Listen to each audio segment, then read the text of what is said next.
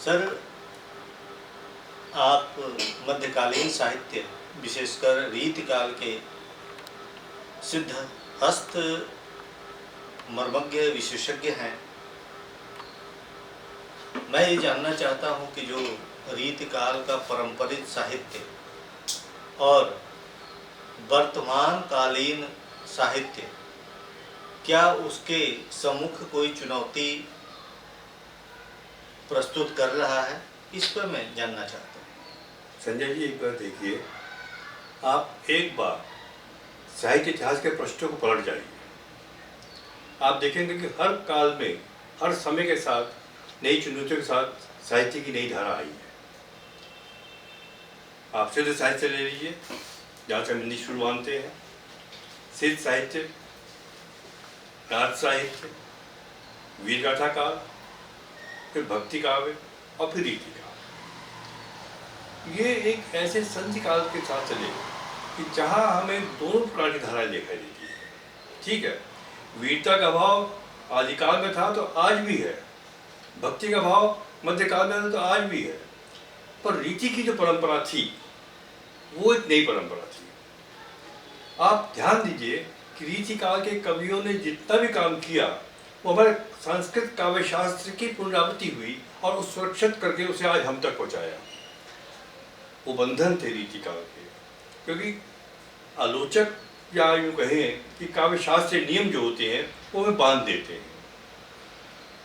वो बंधन आज का कवि स्वतंत्र रूप में स्वीकार नहीं करता, और इस कारण से आज के कवि उन नियमों को, चाहे वो अलंकार के हों, चाहे छंद के हों, चाहे काव्य शास्त्रीय और नियम हों, उनको पालन करने में समर्थ नहीं है, या मैं यूँ कहूँ कि उनको बंधन लगता है, वो मुक्त चाहता है। आज कभी बीच में रुबाइयों का समय था, आज रुबाइयाँ भी नहीं है। बीच में कविता आई, आपकी उसमें धारा थी, प्रवाह थी, गति थी, आज वो स्वच्छंद रूप में हाइकू होकर रह गई, 4 लाइन में आ गई। इस तरह से समय की धारा के साथ चलते चलते साहित्य ने कई करवटें ली हैं। आप अपनी युवा पीढ़ी को देखिए, हमारी पीढ़ी को देखिए। हमारी पीढ़ी ने जो पढ़ा उसमें थोड़ा बहुत क्लास वर्क था जी।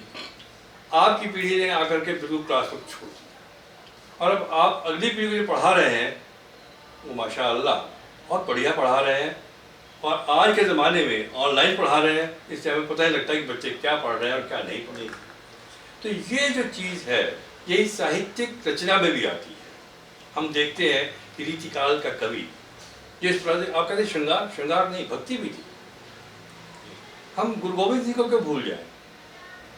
हम और कवि को कैसे छोड़ दें? घरानंद, ठीक है, घरानंद श्रृंगारी है, पर घरानंद में कविता में श्रृंगार के साथ भक्ति भी तो है जी। मोतीराम है, मंगलाचरण में भक्ति करेगा, मंगलाचरण में श्रृंगार थोड़ी करेगा। देव है, तो जितने भी कवि मैंने देखे, लगभग 700 कवि आसपास मुझे रीतिकाल के मिलते हैं, सब कवियों ने कई प्रकार की रचना की। हाँ, एक चीज़ बंधन माना कि उन्होंने पंजाब पे, उन्होंने भारतीय काव्य शास्त्र की परंपरा को जिस रूप में हमारे सामने पेश किया वो सांस्कृतिक परंपरा थी, जिसका उन्होंने अपनी भाषा में अनुवाद किया ताकि हम तक सहज में पहुँच सके। इस सहजता के साथ हम जीवन के रूप को देखते हैं, वो आज के कवि को बंधन लगती है, और उस रूप में आज का कवि उसे स्वीकार नहीं करता। तो बड़े स्पष्ट रूप में बात, बिल्कुल सही कह रहे हैं सर। सर,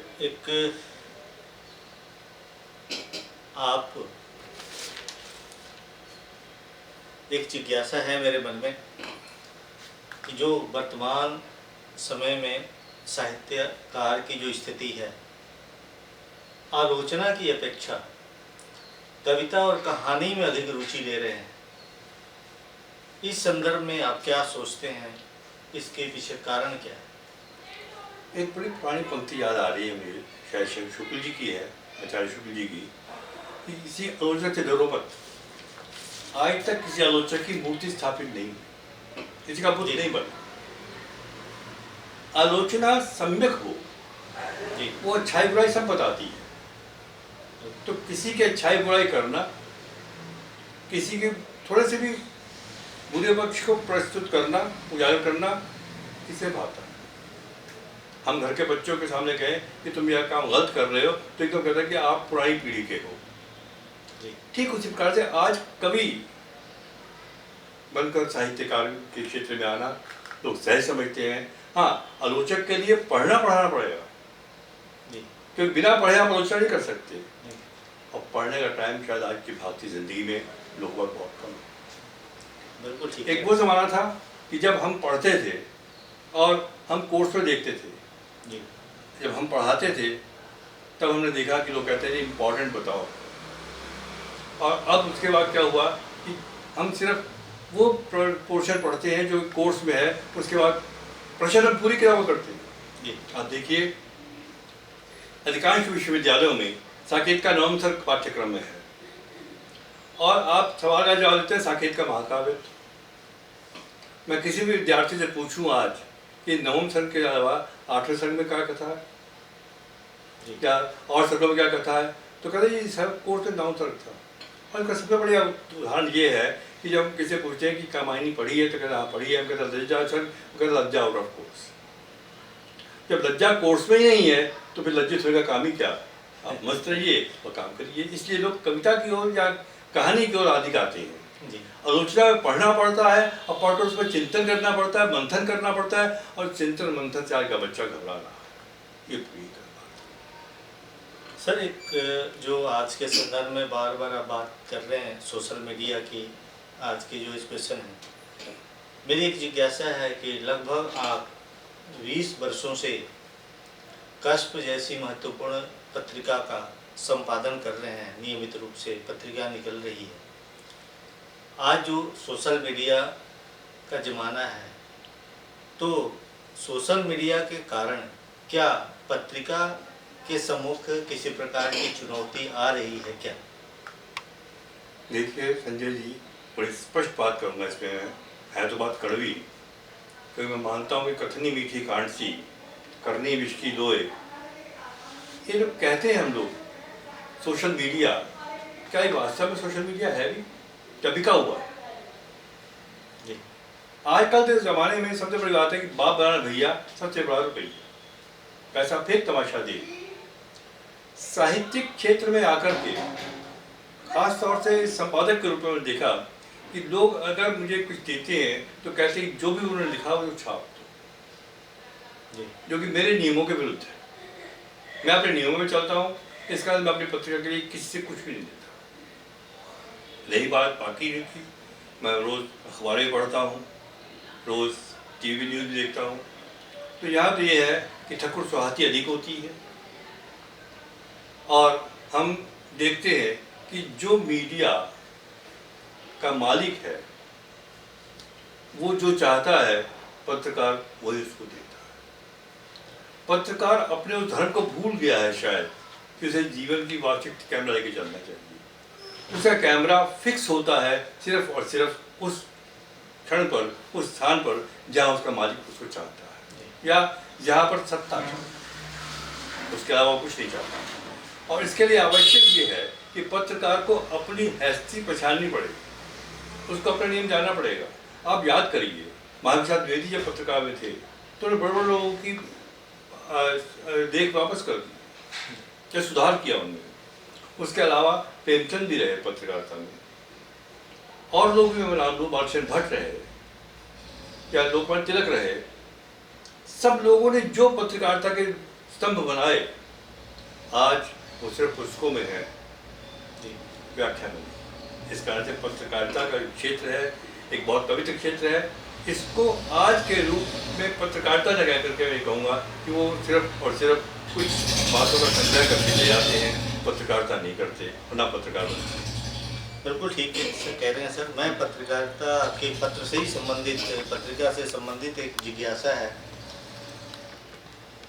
आप चूँकि आपसे हमने क्लास में पढ़ा है, पीएचडी संदर्भ में बात की थी, अध्यापन, शोध और शोध प्रविधि पर आपने हमेशा जोर दिया, जिसका प्रभाव कष्प के लगभग सभी अंकों पर किसी न किसी रूप में देखा जाता है। और इस चीज़ को ध्यान में रखते हुए आपने अनेक गौण विषयों को केंद्र में रखकर अब कष्प का अंक निकाला। मैं जानना चाहता हूं कि इस गौण विषयों और पत्रिका को लेकर पाठकों और रचनाकारों में क्या प्रतिक्रिया कुछ होती है क्या? देखिए संजय जी, बड़े स्पष्ट रूप में कहूँगा, जब तक विद्यार्थी या अध्यापक था पुस्तकालय तब भी जाता था, पर उस समय मेरी निगाह और मेरा सीमित दायरा पाठ्यक्रम पे था। इधर उधर भी मैं हाथ पैर नहीं मारता। सेवा मुक्ति के बाद जब मैं पुस्तकालय गया तो मुझे वहाँ पर नहर की जगह समुद्र मिला और मेरे हाथ पैर जिधर चाहे उधर मुड़ गए।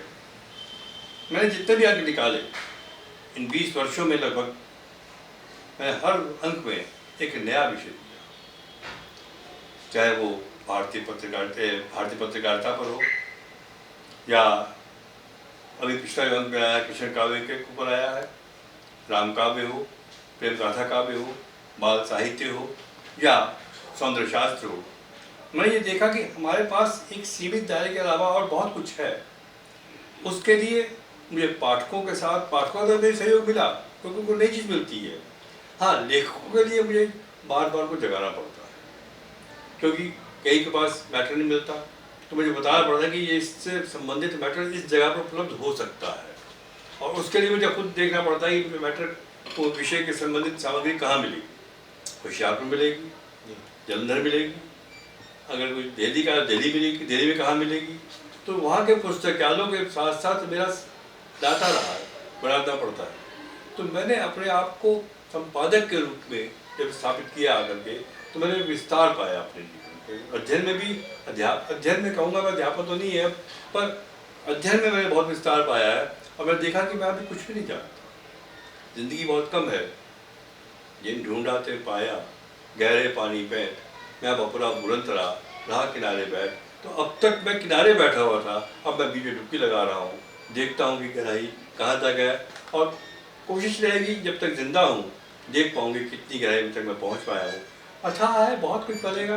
संपादक के रूप में मैंने देखा है कि मेरे कहीं से मैं बुरा बनता हूँ, क्योंकि मैं चाहता हूँ कि अल्पचर्चित लेख हो। जैसे मैं आपका उदाहरण दूँ, अब की एक बहुत बड़े विद्वान का लेख मेरे पास आया,